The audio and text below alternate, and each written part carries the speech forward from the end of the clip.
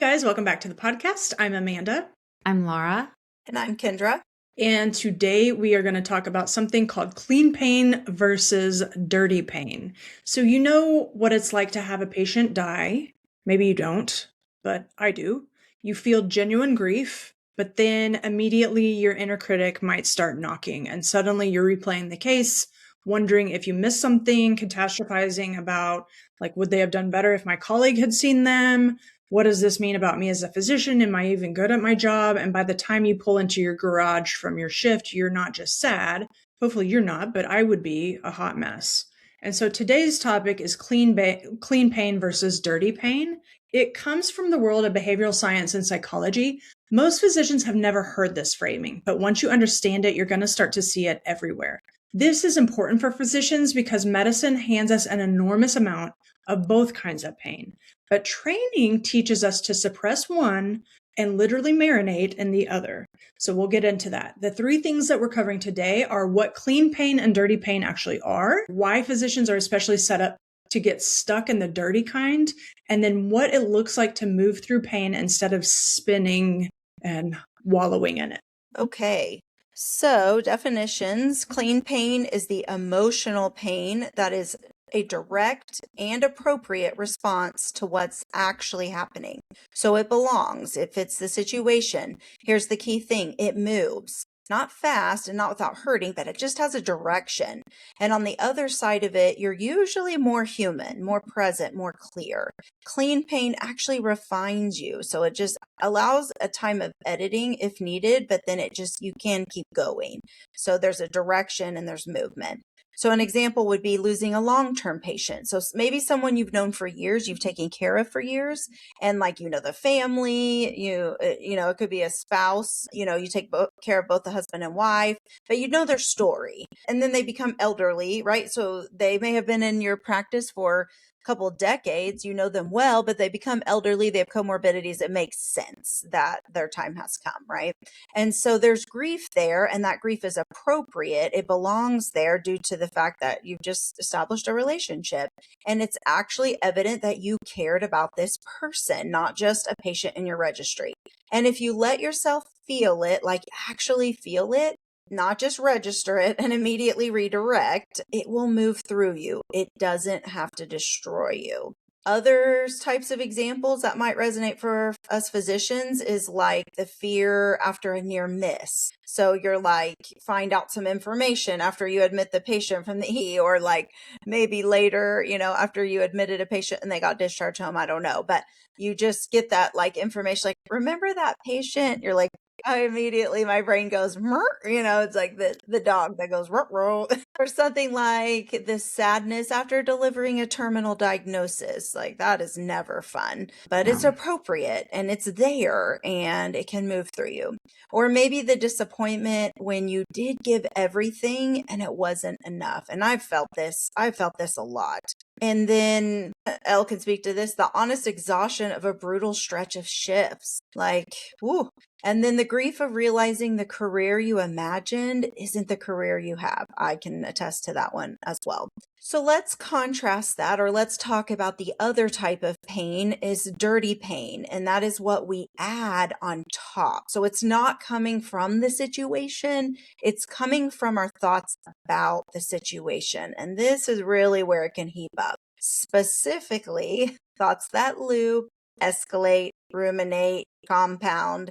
Basically, they go over and over and nowhere useful, right? They do not have a direction. They are not there to refine you. You get stuck, actually. There is no movement. So maybe an example of, quote, dirty pain thoughts is, why does this always happen to me? Everyone else seems to be handling this. If I were stronger, this wouldn't affect me like this. I think I'm guilty of that one. What does this say about me as a physician? Really? And then here's one. Nobody in this system cares. This is completely broken and nobody's doing anything. But none of these thoughts move you through anything. They spin you in it. They keep you stuck. And there's a difference. You either move and have direction or you stay stuck and you spin. That's the whole framework. And listen, we all spin in dirty pain sometimes. This is universal. This is humanity. This is a human thing. When the brain is under stress, it reaches for thoughts that feel productive. Things like blame, analysis, resentment, rumination. These all feel like they're going to be real productive because at least they feel like they're doing something, but they're not moving anything. They're just generating and heaping on more suffering. And so this might be a little surprising, but we often run toward dirty pain specifically to avoid the clean pain. Clean pain, That- the real That's so grief, the real crazy. fear, Wait, real vulnerability. Yeah. say that Yeah. again. Like, that's so Yeah. crazy. Yeah. So in our crazy humanity, we'll run toward the dirty pain specifically to avoid clean pain because clean pain takes courage and clean pain actually maybe set you up for some growth. And we always know that growth is not always painless. Growth can Yeah. be one of the most, can be on the other side of fear, can be on the other side of pain, can be on the other side of that. But it's uncomfortable and clean pain can be uncomfortable, and we tend to try to avoid uncomfortableness. I think clean pain requires vulnerability. And I think that's a trigger for a lot of us physicians. Yeah. Like, that's not allowed. Mm-hmm. Let's overthink it. Surely if we think through this one more time, we'll get to it so we don't have to be sad. Right. Or or we'll keep digging because surely there's information somewhere in here, Yeah. useful information. But yeah, dirty pain by comparison, it feels more active. Like resentment feels like agency, or self-criticism feels like accountability. Rumination feels like problem solving, right? We're going to keep digging because surely it's there somewhere. Surely. If we just Next keep time going, we'll hit the treasure box, of information.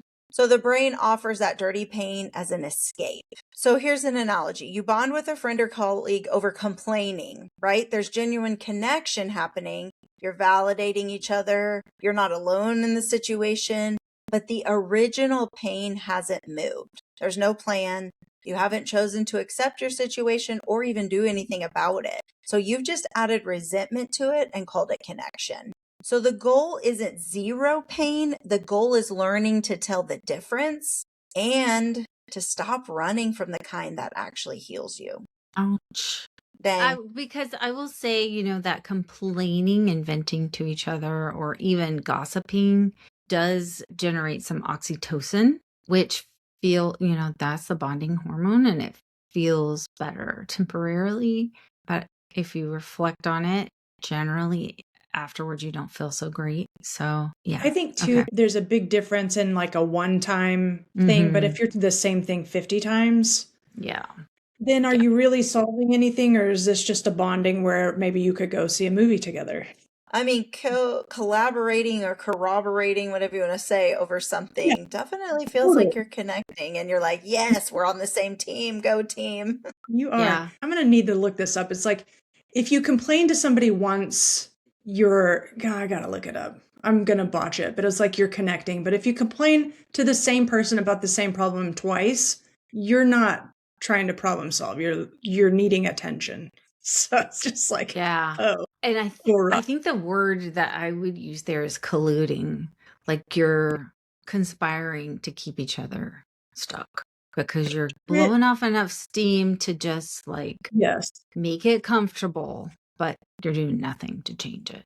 I think it makes a big difference how you feel when you go home after it. Like if you feel empowered and connected, then it's one of those gray zone things.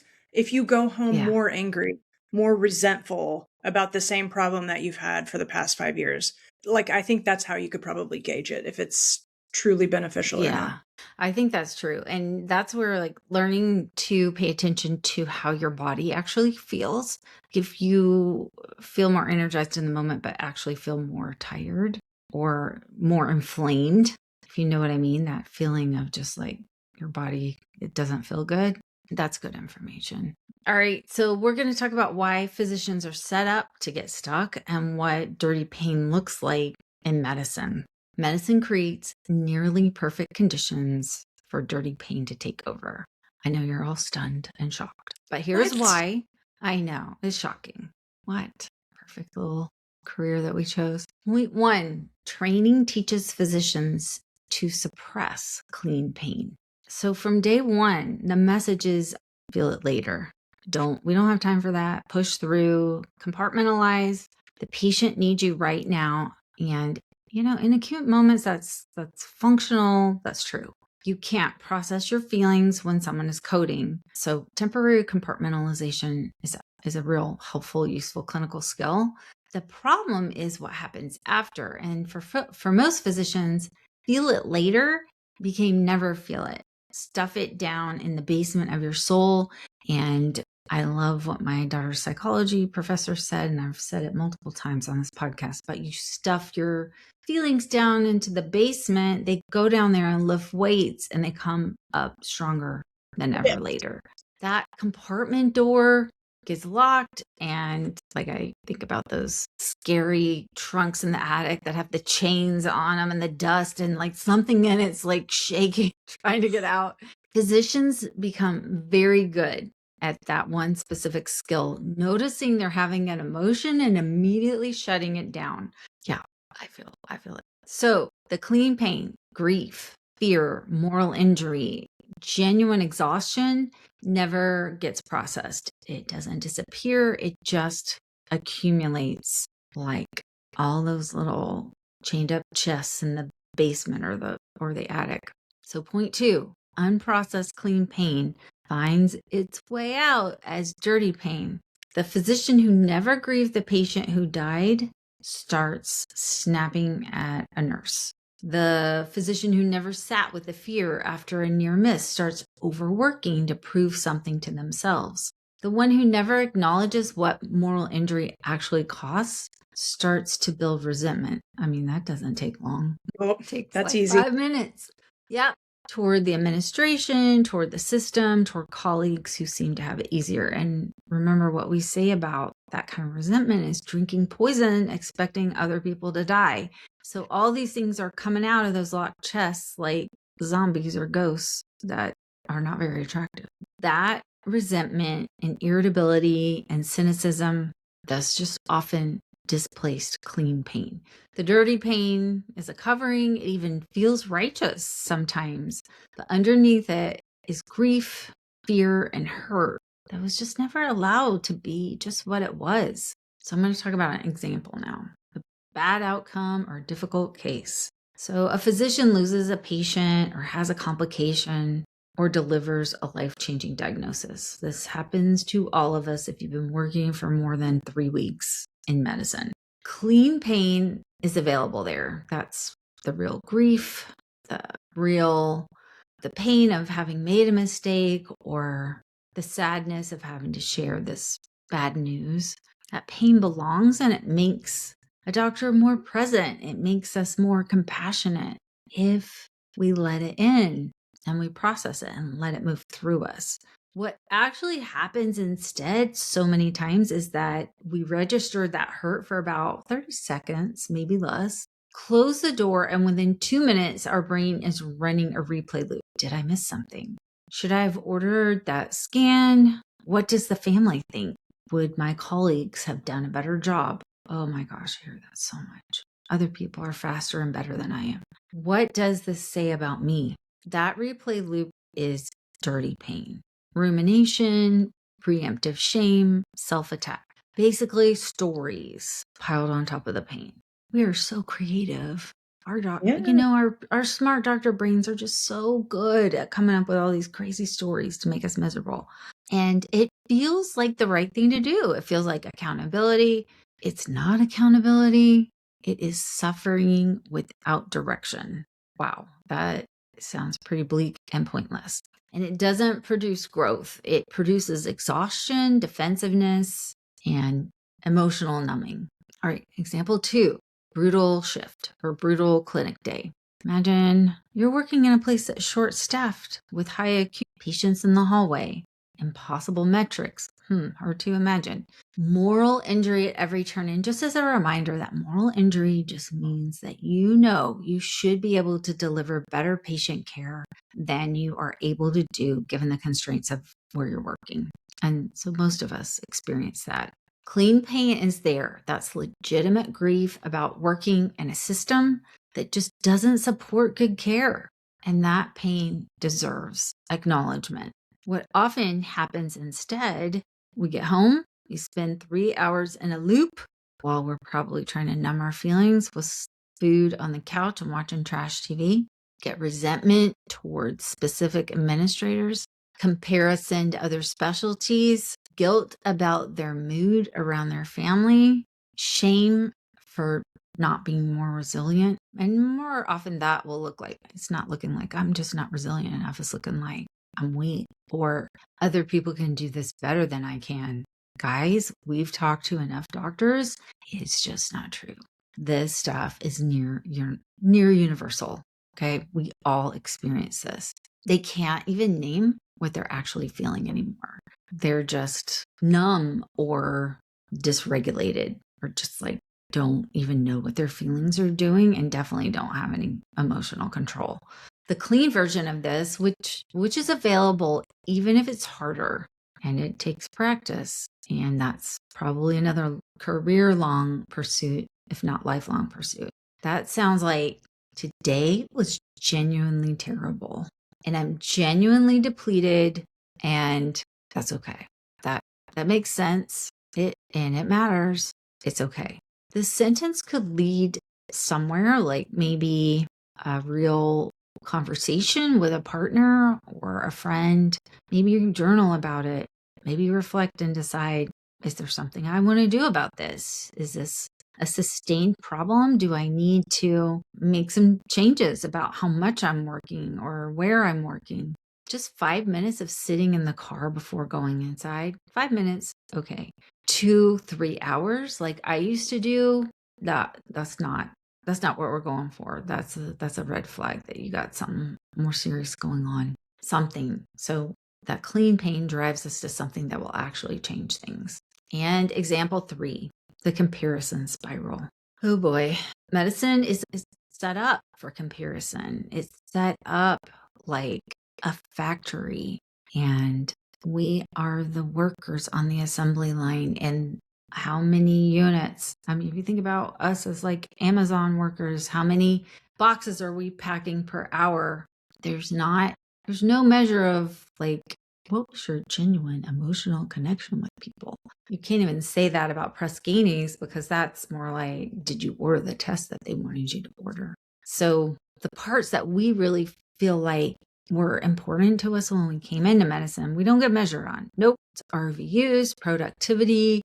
Maybe it's even linking into our personal life with parenting or fitness, or, again, charting speed, how fast we see patients, how well we keep up with our inbox, or are we in a chart hole?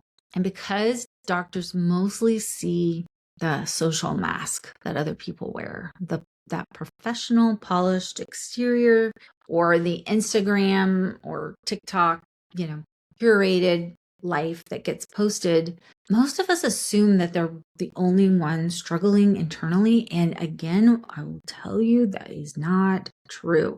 More of us are struggling than are not. The ones who are not usually are practicing something called dermatology. So this creates a very specific dirty pain thought. Everyone else seems to be handling this fine. Why am I like this? What is wrong with me? And guess what? That a lot of times most of the time just sucks the energy out of us more, makes us have a harder time to get those charts done, or makes us slower in seeing patients. It definitely doesn't move anything forward in a good way. It just makes us spiral. The clean pain underneath it is usually simpler and more honest. It's like, I'm really struggling and I feel completely alone in it. This is a tragedy of medicine to me, is that there's no public acknowledgement that these things are common, and there is such a culture of shame and fear of public shame that most of us just don't feel like we can talk about it. That sentence, that I'm really struggling and I feel completely alone in it, it's vulnerable, which is not safe, doesn't feel safe to us in medicine, but it's also the one that could open a real conversation. And that's the thing that actually drives human connection. It's the way out of loneliness. So here's the deal. Physicians weren't trained to process emotions. We were trained to do exactly the opposite. We've told you before that our emotional intelligence goes down. during training. They've researched it. We suck at emotional intelligence. And that is by design. We were trained to override our own needs, especially our own emotional needs. And the brain very predictably found another way to get that crap out, found another outlet. You're not broken. This is just the way you were trained. So what would it look like to stay in clean pain instead of generating the dirty pain? So it's not as easy as it sounds. A lot of this stuff I'd never even heard of until I started doing coaching stuff. And especially if dirty pain is a decades-long habit. Anytime you're trying to do something new, it's going to be a lot easier to fall back into old habits. But just as an idea, this is what it could look like in practice. So to start, you're going to learn to identify which kind of pain you're in. The distinguishing question is simple. Is this emotion moving me through something or spinning me in something? A question like, I wonder if my colleague had seen that patient if they would have done better. There is no answer. There will never be an answer. Who could possibly know that? That is just dirty pain. That is such a painful thing to say to yourself. Your brain is just offering up that your partner, everything would have come out rainbows and daisies. Why is it picking that story? Of all of the stories it could tell you in the world, why that one? That one's so painful. So just notice that there's no answer to some of these dirty pain questions that come up. So clean pain moves again. If you really sit in grief, you might cry, you might bawl your eyes out, maybe for an hour, maybe for a couple of days, but eventually it moves through you. Eventually it stops. Grief, sadness, real fear, real disappointment, these are experienced, but they have a direction. When you allow them, they release themselves. That energy it doesn't stay within you. It's like let out of you. So yeah, you might have tears. It might shock you into stillness, but something is happening and it's moving through you. Dirty pain, though, you're just sitting there marinating. So rumination, resentment, self-pity, comparison loops, shame spirals, it's the same thought over and over without any sort of forward movement. So at 2 a.m., you're replaying the same loop of the case over and over. The cycling list of everything wrong with your department. I spun in that for, 15 years. Wasn't moving me anywhere. You know that feeling like when you've been thinking hard for something about an hour and then somehow you're worse than when you started? That's dirty pain. So just notice which one you're in. That awareness alone interrupts the autopilot. Suddenly you're getting back into your prefrontal cortex like, oh wow, look at what my brain's doing. Look at this nice helping of dirty pain. So next, this is good news. Don't even try to think your way through either one. This is where we get tripped up as physicians because we're looking for like, well, how do I solve it? Okay, that's why we go to dirty pain, because it feels really useful, right? But a feeling is just an experience in your body. So analyzing it, while that's our default mode, that's not helpful for clean pain. When we're in pain, the instinct is definitely to think harder, review the case again, dissect what went wrong, understand what system failed, figure out what to do differently next time. But the irony is that gets you back in your dirty pain. It doesn't do anything for the clean pain. Thinking harder about a bad outcome just starts up that rumination loop. Thinking harder about burnout just grows your resentment more. Thinking harder about a difficult colleague just makes you more and more miffed, right? So what moves clean pain is not thinking, it's allowing. It's being a human being. It's getting out of your head and into your body long enough to let the emotion exist without fixing it, explaining it, or suppressing it. And we like to joke that physicians are basically floating brains cut off at the neck. Like we don't check in with what our body, half of us go through an entire shift and never go to the bathroom. That's a disconnect between our head and our bodies, right? Yeah. Or it's dissociation. So we're working when we're sick. Like we are really good at cutting off any experience that's going on in our body. So that's step one, is to start being. Step two is actually notice if you're in clean pain or dirty pain. Step two is allow it. So driving home after a terrible shift, the instinct might be to call someone and rehash the same thing that you've been complaining about for the past 50 times. Maybe you blare your radio to drown out what just happened. Let's definitely not think about the pain for sure. You can rehash everything unfiltered that you would get to say that you would love to say if it wouldn't get you fired. Like I've had these imaginary conversations in the shower for whatever reason is what triggers it. Like, oh yeah, and I should have said this. And then I should have said that. They would have been sorry, Yeah. No, they wouldn't. So I'm just getting myself all worked up, right? So instead, just for 5 minutes, turn it all off. Turn the radio off. I drive home in silence now. Just notice where this lives in your body. Is your chest tight? Is your jaw clenched? Probably your shoulders are up to your earlobes. Is there an exhaustion that's deeper than anything physical? Don't try to analyze it or make it mean anything. Just notice it. Let it be there. It's allowed. You're a human being. Just breathe. And maybe you say to yourself, today was a lot, but I'm human and I'm allowed to feel this. That's it.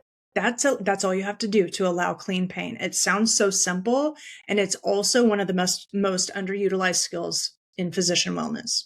So you've decided if you're in clean or dirty pain, you've allowed the clean pain, and now finally, when you notice dirty pain, name it and give yourself permission to put it down. This is different from suppression because suppression is locking the door without acknowledging what's behind it in the first place. Like it's the little dog in the fire that's like, I'm fine, everything's fine.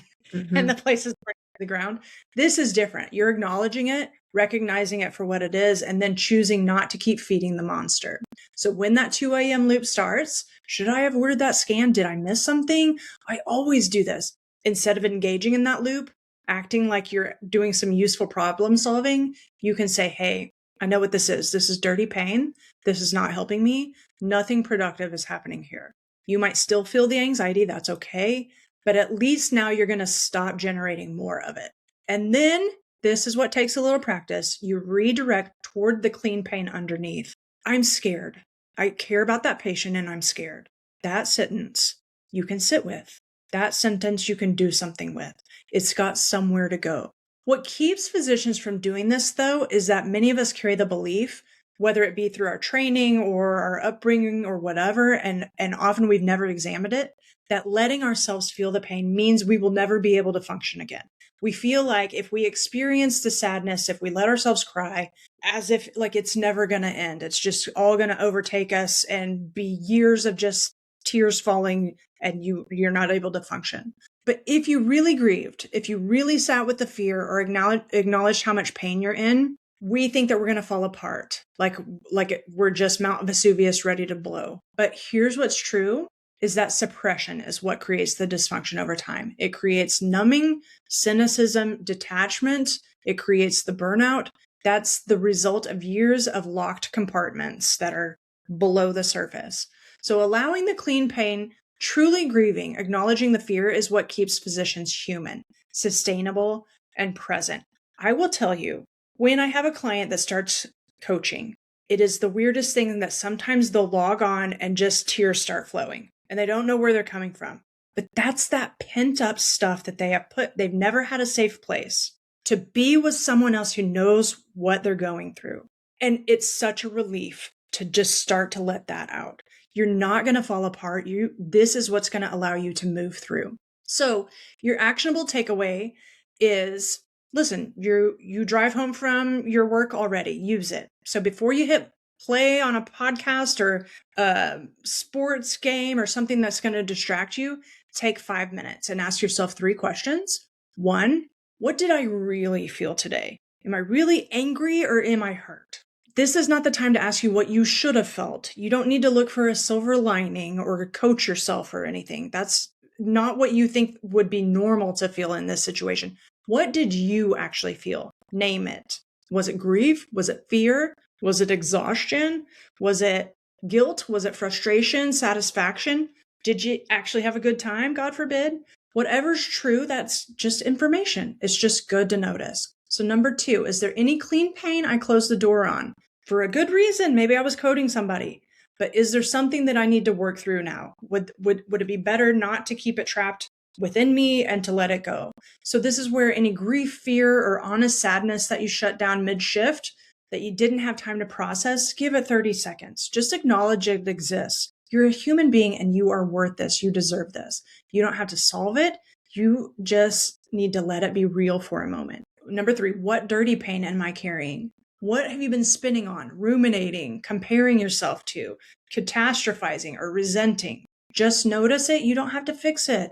You're allowed to have these feelings as a human being. You don't have to sugarcoat yourself. Just say, this isn't necessary, though. It's not helping me. I'm allowed to put this down. That's 5 minutes. You're not overhauling your life. You're just starting to treat yourself as you would take care of any other human being. So clean pain versus dirty pain, simple distinction, but it does reframe a lot. Most of us were trained explicitly and by example that the right response to pain in medicine is to suppress it, push through it, or basically just not have it, right? Just don't. Opposite of Nike, just don't. Nobody ever asked whether the pain was carrying us. Nobody ever asked whether the pain we're carrying is moving us anywhere. And here's what's true. The clean pain, the grief, the fear, the honest acknowledgement that this work is costing us something real, that pain deserves to be felt. Not immediately, not turned into a lesson or a productivity goal, just acknowledged and allowed. And when you let it, it moves. And the dirty pain, the rumination, the comparison loop, the resentment, the shame spiral, that's not required. You don't have to do that. A lot of what we call burnout is what happens when years of this suppressed clean pain comes out sideways as chronic dirty pain, and that pattern can change.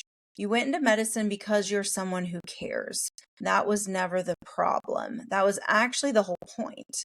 Learning to let the clean pain do its job instead of building walls against it is one of the most sustainable things you can do for your career, your patients, and yourself. So that's it for this episode, friends. If you found this conversation helpful, the best way to support us is to subscribe. So click that button now and leave us a rating, 5 stars, of course, and a review. It helps other physicians find the podcast and moves us up on the list. And if you do leave us a review, take a quick screenshot and email it over to us at podcast@thewholephysician.com, and we will send you a free ebook on emotional regulation, which is actually one of our most requested and impactful topics. So before we go, if you'd love to join our weekly newsletter, it's called the Weekly Well Check, and these are bits of encouragement straight to your inbox once a week. And you'll also have the insider details on our upcoming master classes, our retreats, anything cool that TWP has coming up. So click the link in the show notes to sign up. So thanks for spending time with us today. Until next time, you are whole, you are a gift to medicine, and the work you do matters.